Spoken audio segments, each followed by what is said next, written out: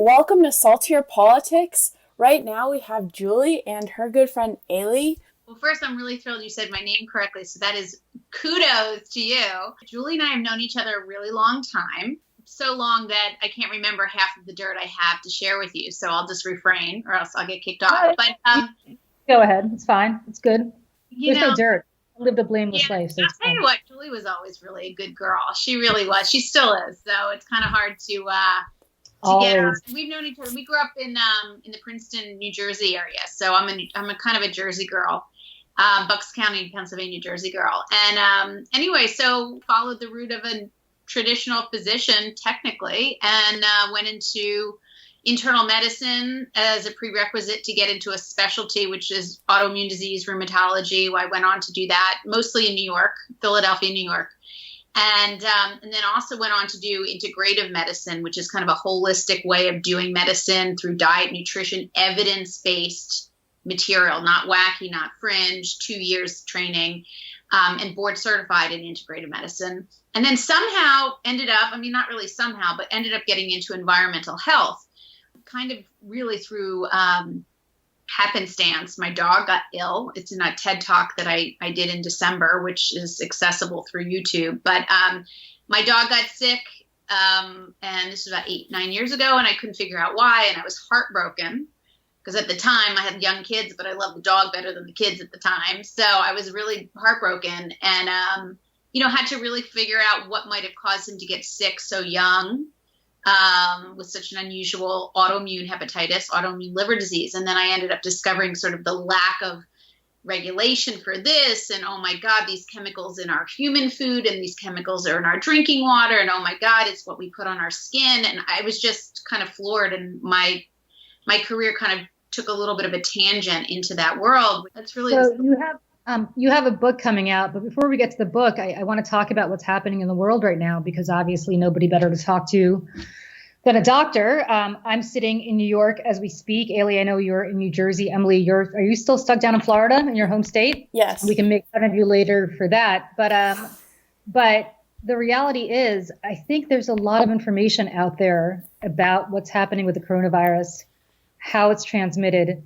how it's affecting people differently, how it's not affecting some people at all. They may be carriers and not even know that they have it. I know that I signed up as somebody who thinks she had it, but was not able to get tested, signed up at a hospital here in New York to get my antibodies tested to see if the plasma from my blood could be used to treat patients who are undergoing it now. So I think there's a lot of information out there that people just have coming at them without any kind of understanding of what's true, what's factually not true. Can you just, as a doctor, walk anybody listening to this through what we're experiencing now, how long you think this can go on for, what the typical recovery rate is for this, whether Donald Trump is right that we have to alternatively either open up by Easter or potentially hunker down for the next 2 to 3 months? What's going on? Well, a lot of questions that you just asked, but that's actually a lot of questions that we're all asking ourselves, even the healthcare fields. I follow some pretty intense conversations through avenues that are pretty restricted to physicians and healthcare workers. So I think I'm also getting a lot of information that the general public is not getting, maybe for good reason, because there's a lot of really scary information that happens to be true. I think what's really, I think most of us have already wrapped our heads around the fact that this is not going to go away anytime soon, that because we are still kind of unknowingly, in many ways, infecting other people, that there's this ripple effect that doesn't seem to be able to contain the issue. We're seeing this in areas where we think no one's affected, and then all of a sudden there's sort of this ramping up of infections very quickly. And that's the problem, because we've run out of resources in certain areas, or at least we're going in that direction. Say New York, for instance, which has the most cases right now. Also, half of the deaths in the country at this point, unfortunately, due to COVID-19, are in New York City, in the New York City, area.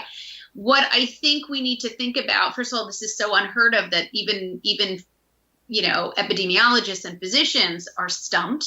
The fact that young people are now much more likely to get it than was originally thought, even children who are otherwise healthy, has really made it a scary situation where we kind of tucked it away as an older person's illness, someone who might be immunocompromised or have a chronic illness. Problem is that most of this country has chronic illnesses. How many people have high blood pressure or have a history of stroke? How many people have diabetes that's either controlled or not controlled? I myself am an autoimmune disease specialist, so a good majority of my patients are immune compromised either because of their disease or because of the medications that I use intentionally and other rheumatologists or oncologists to suppress the immune system. So, we have this idea that we're all healthy except for a certain little subset, but that's not really true. So we're kind of all open for potential infection. Now, of course, most people, 80% is the going number, tend to resolve, as possibly you did, Julie, because it sounded like you had the COVID cough and you had sort of this unbelievable difficulty with breathing in deep breaths. Unfortunately, you're not a smoker, you're not a vapor, you're not a midnight toker, just kidding. But I mean, the idea is that you really were. As far as you know, but no. As far as I know. We all snuck cigarettes together back in high school. Come on, let's not kid ourselves. No, I was scared of my parents, deeply scared, so I didn't do anything wrong.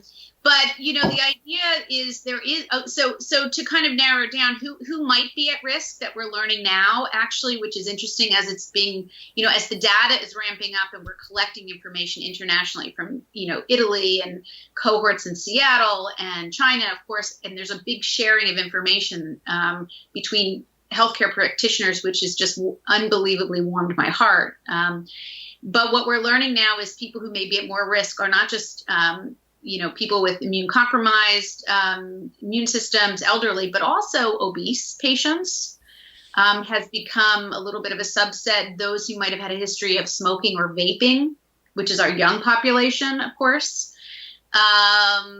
So we're starting to see different characteristics being teased out of the data. But in general, it serves us all really well and others well to stay inside and really not potentially infect others, even if you do have a low level or asymptomatic case. But you see what happened in China, which is that I think Chinese data is a little hard to believe because obviously they're not the most open society, but let's assume that their data is right-ish and they were 2 to 3 months ahead of us. You see that there are potentially no new infections in Wuhan right now. I suspect they're going to start opening up the city if they haven't already. Is that a smart thing to do, considering that this thing can come roaring back, or is it better to just hunker down for some unforeseeable amount of time and wait for it to pass? Although I don't know when that time would be. Is there even a time frame from when it's safe to go outside again? Well, 2 quick points. We know what happened in Hong Kong recently was that Hong Kong actually opened up their borders and allowed people to kind of come and go as they please, and numbers went up in terms of infection rate. We know that also with, I can't remember, one of the universities down south that opened up their doors thinking— Liberty. Thank you. Liberty. Jerry Falwell, yes. Yeah, Jerry Falwell's university. And of course, now we know the numbers are going up there with infection.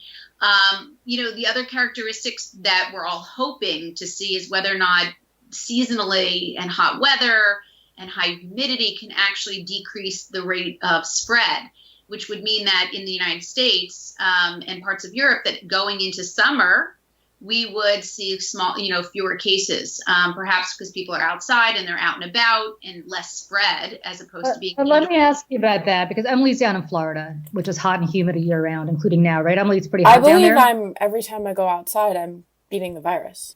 It's still, that Florida's obviously had an explosion in places like Miami.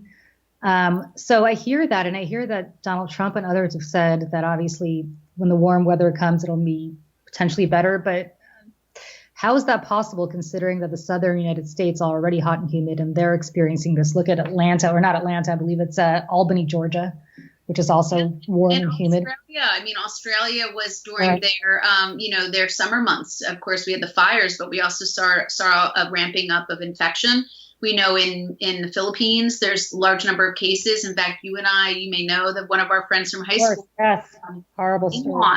Both parents died in the Philippines, which broke my heart. So, I think, and a very interesting string again on one of these Facebook feeds that has 90,000 healthcare physicians and high-level nursing and nurse practitioners all sharing information, all kind of putting together their minds as to how to treat patients by taking, ventilators outside of the room to save on PPE or personal protection equipment.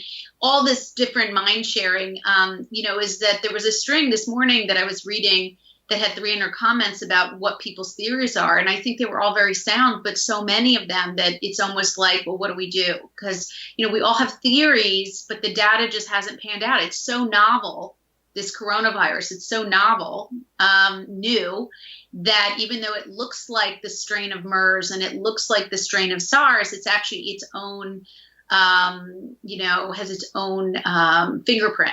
And whether or not that's even going to be mutating into other fingerprints is another, or kind of mutating into sort of a difficult to treat virus, we're not sure. But again, it's all unfolding. And that's why I think there's so much radio silence from a lot of even my colleagues. We just don't know what to say before it's changed to some different information. So we'll see. We'll see how this plays out. I don't know. And I should say, Dr. Fauci is phenomenal. I met him years ago when I was just an underling med student.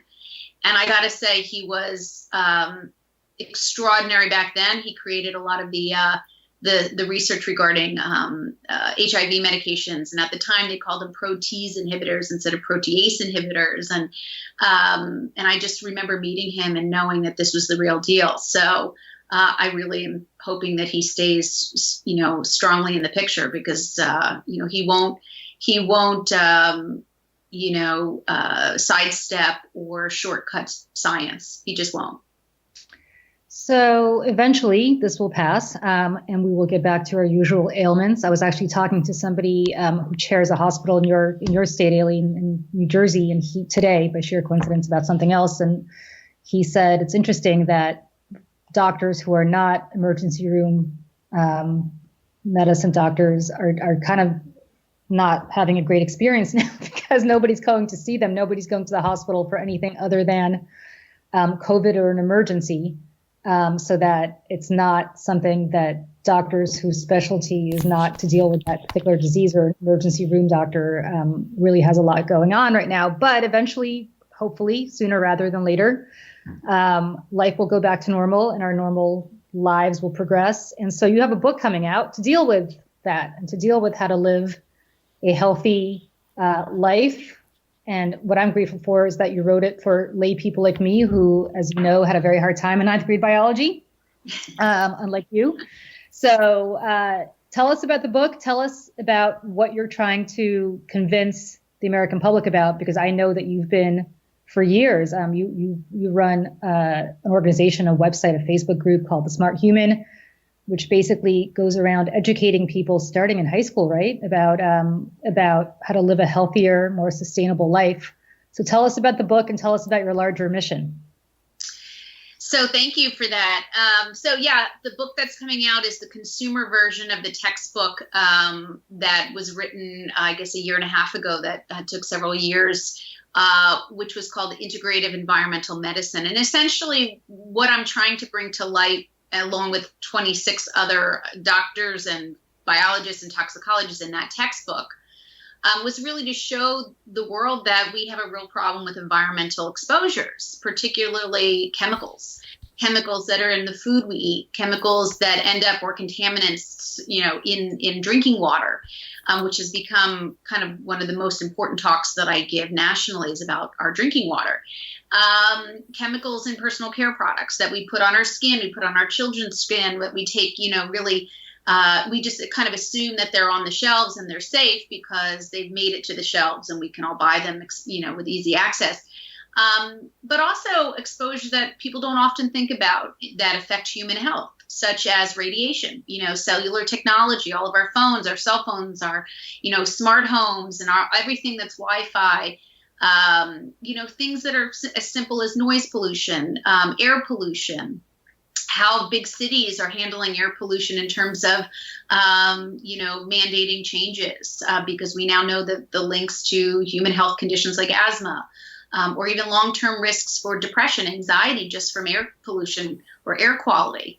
heart disease related to air quality issues. So the goal with the textbook, which was a real honor to be part of that group of intelligent scientists, was to really get the right facts out there in a format that was really meant for educators, doctors, and university students. And now I'll be doing the book that is the consumer version. The C-spot run, I'm at a bar drinking with friends, talking turkey about really what people really need to know and how easy it is. I mean, really the emphasis is on what to do. I'm the what to do gal. Okay. I want to teach people not only that there's a problem, which people need to know that it exists, whether or not it's regulation that's the problem, or it's the actual chemicals, or it's both, but it's what to do about it. It's really what can we all use as resources? How can we look up our personal care products, our lipsticks, our shampoos, and choose better choices, make better, safer choices? How do we filter our water in such an easy way? Because when you mention that, it's also important to know about, because like right now with the water crisis in Flint or Newark, in the way for coronavirus to stop being spread is to wash your hands. I feel like it's also interconnected. So not knowing some of the issues that you're pointing out will exacerbate something like coronavirus now. Yeah, it's an interesting, I know such a deep dive into drinking water and how the municipal tap systems work in this country, how many we have, how many of us are reliant on those water sources as well as well water, that I was actually wondering whether or not washing virus down the drain is actually something we should be concerned about. And from all that I can tell, I don't see how that could be an issue, because and this is just getting my mind thinking, because I see everything through this set of lenses that I think most people don't now, because it's just not something people generally think about, really. But yeah, I think that we need to think kind of globally about not only what we're doing in the moment, which is certainly based on fear and anxiety, and what we're doing with exposure to a virus, but what are we doing long term after this may pass, which I'm likely will pass?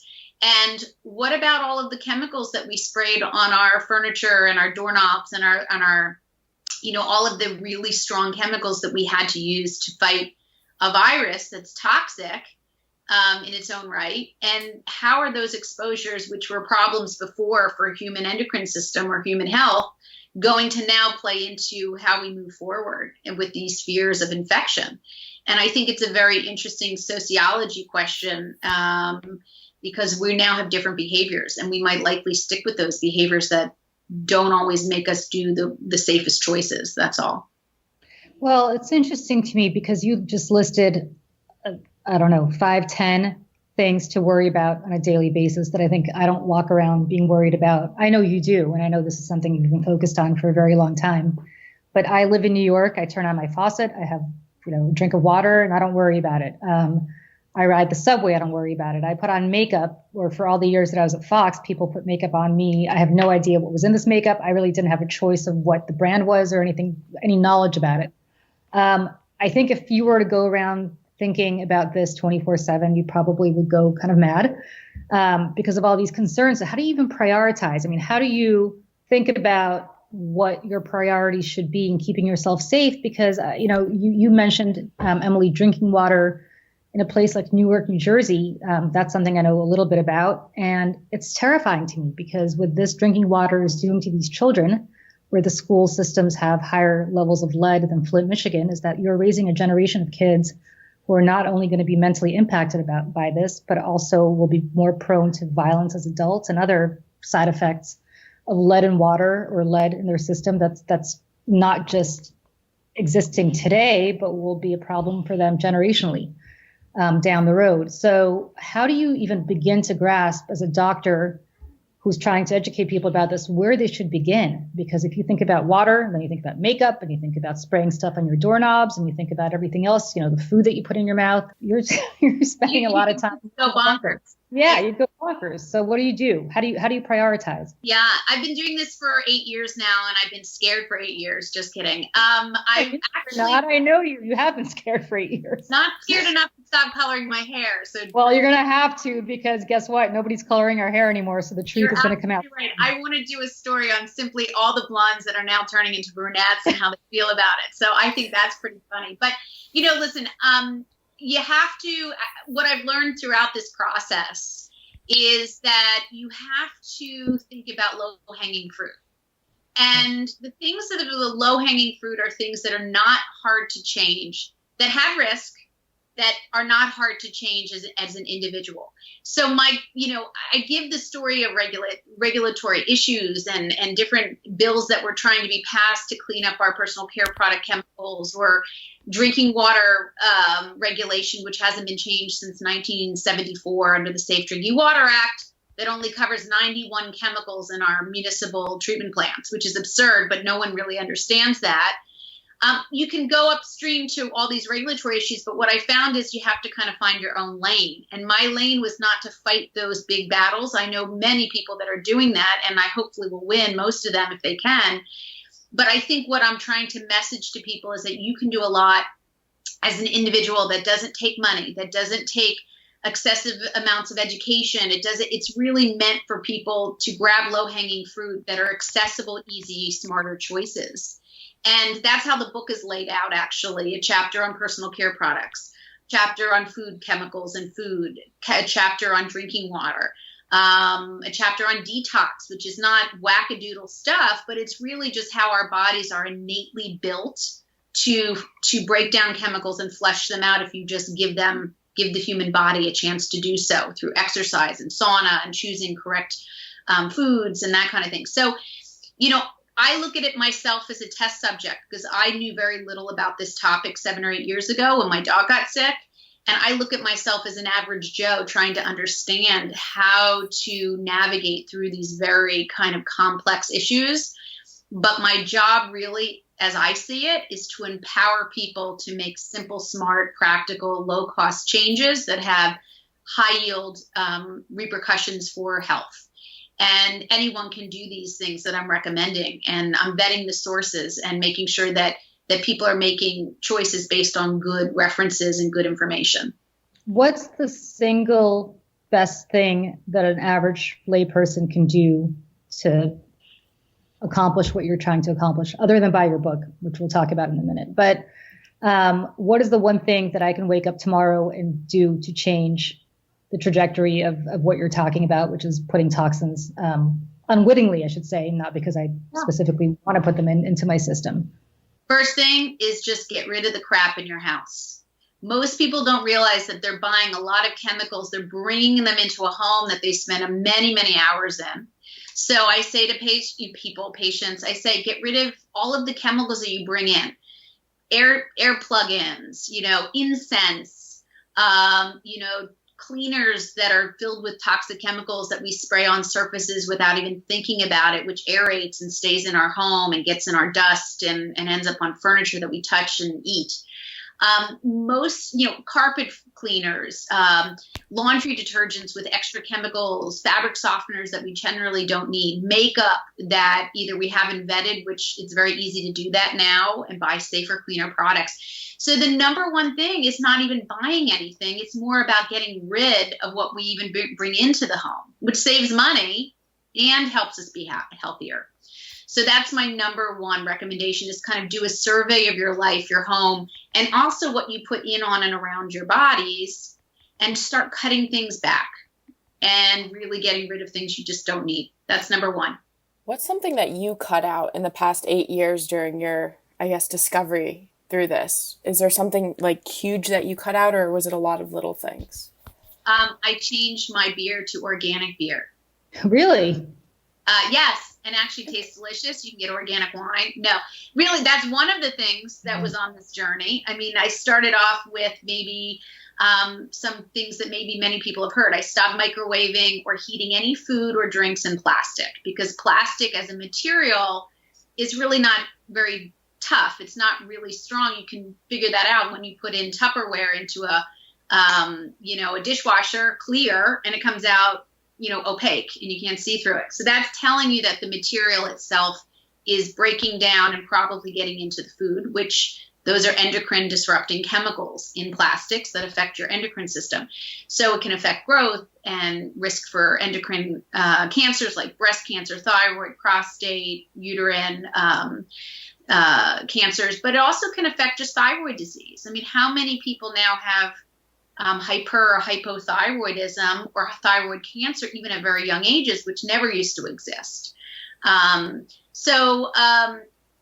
I think just starting off with basic changes like heating plastics, avoiding heating in plastics, transferring to glass, or carrying food in stainless steel, getting rid of non-stick pans, which actually do scrape off those chemicals into food. So you want to just go with stainless steel or glass. I'm a big fan of filtering water. As I mentioned, that's become as I made a deep dive into that topic, it's been extraordinary. And, I think people really don't know the nuances. So just going back to the basics of if you have a pitcher or a faucet filter, that's pretty darn good. But if you can do an extreme filtration system, which only is about $300 off of Consumer Reports, make sure it's a very well-rated one. You can get a reverse osmosis water filter, which goes right under your sink. And so that's actually much more aggressive in its ability to pull contaminants out. So that's another good one to think about, because by volume, we drink more water than we even eat food. So when you're talking about just exposure amounts, water should really be at the top of people's lists. But other things to think about, canned foods. Unfortunately, for some socioeconomic groups, we have to, think about messaging. At least that's how I message on The Smart Human, which is where I get a lot of information out to everyday people. Canned foods have a liner of plastic in every can, whether it's your favorite diet soda or it's, canned tomatoes or peaches. Any cans typically have a liner of plastic that's made with bisphenol A or BPA, which we now know is a strong, or it's kind of the poster child for endocrine disruption, because there's just so much international and national material on this particular chemical as an endocrine disruptor. But pretty much 99.99% of cans are made with this plastic liner. So if you can move to frozens, either fresh foods or frozen. I like frozen organics, which are cheaper and still maintain all their nutrients. And just transfer those frozens into glass or stainless steel. You can get the benefits of the food and avoid the plastic chemical, contamination.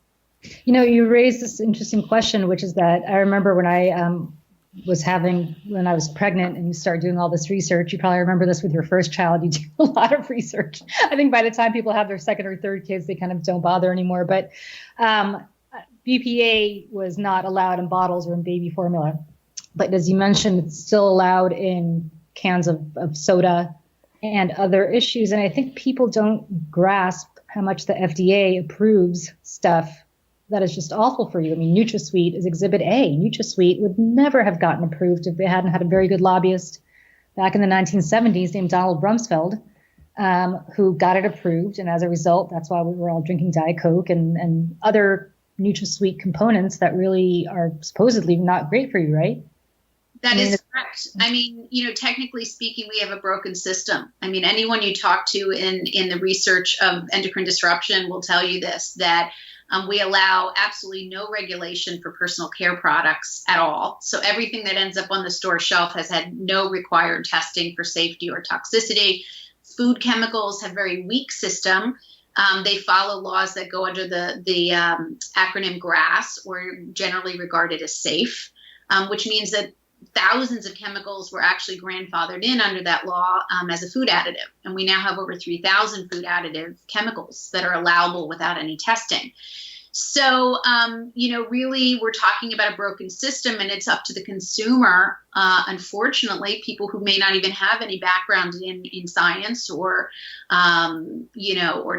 chemistry, or did badly in chemistry, Julie, in high school. So, anyone... Right. Exhibit A. said it, not me, or biology. I don't know. You don't want me approving anything, but okay, go ahead. You ended up in the right field, Julie. And so did I. Yes, I ended up in the field of nobody's hiring me to save anybody's life, but go ahead. You do political. Anyway, the point is that because the system is really so broken and frustrating, at least for me as a consumer, I've decided just, we got to let people fight the fight in their lane. And I'm going to, clearly make choices based on studies that are done through scientists, not through manufacturers, and really try to find the people that do this work, like Fred von Saal, who's my co-author. Interestingly enough, he is the guy, the hero, along with all his colleagues that got BPA out of baby bottles. So he is my actual co-author on both the textbook and this upcoming consumer book. So he's the real deal, and I'm honored to work with him. But these are the scientists that really do this because it's their calling. They work for university systems. They have a very tight-knit group of scientists that keep their information very tightly guarded because there's so many lobbyists and so many American Chemical Council and all the different groups that are trying to certainly block the findings that they're coming up with. So, it's a battle. It's a battle on every front when it comes to money and the power of the food industry in this country. Well, okay, 2 more things before we have to go. 1, what's the name of the book? Where and when can we get it? Name of the book is called Non-Toxic: Guide to Living Healthy in a Chemical World. Right. It is available for pre-order now, barnesandnobles.com, amazon.com. And it should be coming out September 1st, August 20th, somewhere in that range. It's pretty exciting because I think my heart is in this book, and I think the information is just invaluable for people moving forward. We will get through COVID-19, and then we have to get back into the idea that we are going to live, who hopefully are healthy and strong, will live, a healthy life, and they want to just make these changes because they're really easy and worthwhile. All right, Emily, 2 truths and a lie. I think Aly's ready. Are you ready? 2 truths and a lie. 2 truths and a lie. I look forward to beating Julie for once. I have an almost perfect. I think I only got 1 wrong of all the guests that we've had, so I've got a almost perfect score here. So go, and I know you really well. That was what I was telling Emily. That could be a problem. But here, I'll try to come up with a couple. So number 1, I think I might have spoken on one. Okay. There have only been 5 chemicals that have been removed in this country since 1976 off the market is number 1. Number 2, I was a paramedic during my college years, so I trained to do that. And number 3, I tried out for a part of Annie on Broadway when I was a young little whippersnapper. Go ahead, Emily. I'm going to say the lie is the first one about the 5 things that were... I'm going to say Annie because I've never heard that story. I'm going to be really bummed if I never heard it, but go ahead. Okay. So, yes, I did try out for Annie. What? And when I didn't get the part, I cried, and I remember that clearly. I was in the bathroom. Did you have an agent? How did you try out for Annie? I was like a little stage kid. I was everywhere. I was trying, my mother threw me into every audition, and I was even dressed in knickers, a red shirt, and she curled my hair like everyone else. Are you as I am that Eileen Quinn, who became Annie in the movie, grew up in your hometown? Isn't she from Newtown, Pennsylvania? Yeah, she had the same singing teacher as me, Russ Faith. You're kidding. And same with Joey Lawrence, just in case you wanted to know that. Really? Yeah, the Lawrence brothers had the same singing teacher in Newtown, Pennsylvania. So how come they made it big and you're hanging out with us? Julie, I am pissed. My dream in life was to be Annie. I used to watch that movie over and over and over again. I just watched it with my son, who was not as a documentary. I'm not so sure it was so great to be such a, these child stars. I'm just using that as an excuse, but No, right. You're busy saving the world now. Right. I can't believe the one truth and a lie that I messed up was the one from one of my oldest friends. Wait, what's the lie was that I wasn't a paramedic in college. I was wrong too. Again. I was 17 in high school. Don't worry. I was an emergency medical person in high school at age 16. You were? Are you allowed? I didn't know that. Really? Yeah, I No, trained. My first night as an ambulance EMT was a shooting in Trenton. First night. Really? Yep.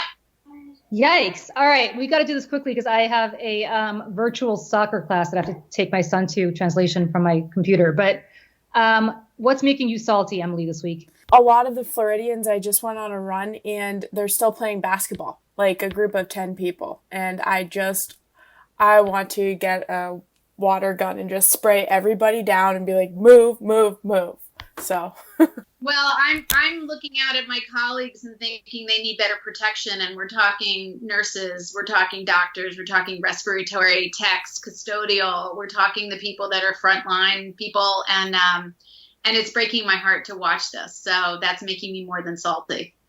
Well, mine is not as altruistic as both of yours. I'm repeating second grade for the second time in my life. And I didn't sign up for this nonsense, and that's making me salty. On that note, I got to go. Love you both. Great seeing you both. See you, everybody. See you next week.